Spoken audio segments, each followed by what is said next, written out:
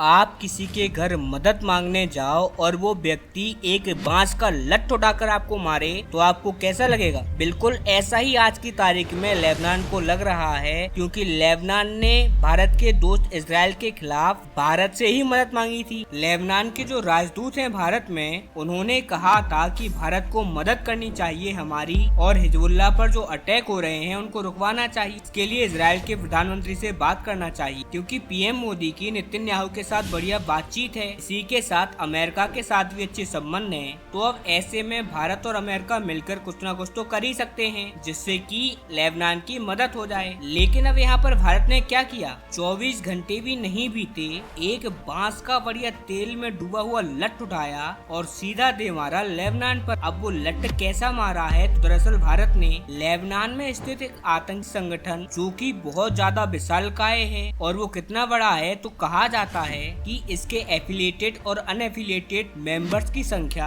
10,000 से लेकर 1 मिलियन तक जाती है ऑल ओवर वर्ल्ड वाइड। अब आप इससे अंदाजा लगाइए कि इनका कितना ज्यादा बड़ा इन्फ्लुएंस है, और ये बहुत सारे देशों में बैन है। और हाँ, आप जानकर बहुत ज्यादा हैरान होने वाले हो, क्योंकि पाकिस्तान ने भी इसको बैन करके रखा हुआ है। वो भी ऐसा नहीं कि आजकल, कई दशकों पहले से। पाकिस्तान का मानना है कि ये संगठन बहुत ही ज्यादा रेडिकलाइज है, ये बहुत ज्यादा कट्टरवाद फैलाता है। अब आप अंदाजा लगा लो कि जिस संगठन को पाकिस्तान जैसा देश भी बैन कर रखा है, वो किस लेवल का आतंकवादी संगठन होगा। इतना ही नहीं, बांग्लादेश, इंडोनेशिया, चाइना और जितने भी मुस्लिम देश हैं, इंक्लूडिंग तुर्की, सभी ने इसको आतंकी संगठन घोषित कर रखा है। लेकिन इसके बाद भी ये खुलेआम लेबनान के अंदर अपना साल का हेडक्वार्टर बनाकर वहाँ से ऑपरेट कर रहे थे, और भारत ने इस पर कभी भी फोकस नहीं करा। लेकिन अब भारत ने इस संगठन, जिसका नाम है हिज्ब उर तहरीर, जी हाँ दोस्तों, ये उस संगठन का नाम है, और अब भारत ने इस संगठन आतंकी संगठन घोषित कर दिया है, और बहुत ही सख्त भाषा का इस्तेमाल किया है भारतीय सरकार ने। दरअसल भारतीय गृह मंत्रालय ने नोटिफिकेशन जारी करते हुए कहा है, ये संगठन तेजी से भारत में मौजूद युवाओं, खास करके जो मुस्लिम युवा हैं, उन्हें प्रभावित कर रहा है, और इनका प्लान है ग्लोबली एक इस्लामिक स्टेट की स्थापना करना, जिसके अंदर भारत भी शामिल है। साथ ही ये भी बताया गया है कि ऑनलाइन ये संगठन ऑपरेट कर रहा था, इसीलिए अब इस संगठन को आतंकी संगठन घोषित कर दिया गया है। अब इसके बाद जो भी भारत के व्यक्ति से संबंधित उन पर आतंकी धाराओं के तहत कार्रवाई की जाएगी। लेकिन दुनिया भर में बात ये हो रही है कि भारत ने जिस टाइमिंग के साथ ये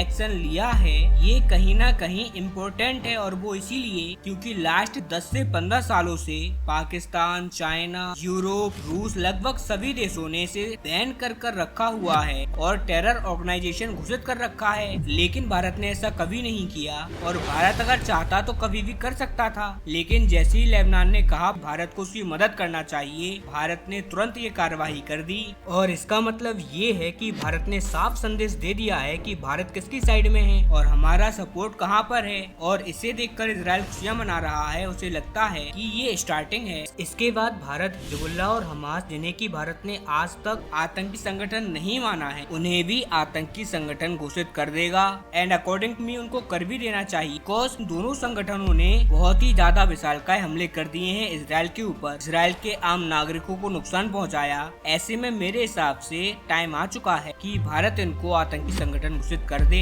हालांकि आपके हिसाब से क्या भारत सरकार को ऐसा करना चाहिए, या फिर दूर से बैठकर हमें बस तमाशा देखना चाहिए? आप किसी के घर मदद मांगने जाओ, लेकिन जिससे मदद मांग रहे हो वो 12 पोरी का लठ उठाकर मारे तो आपको कैसा लगेगा? बिल्कुल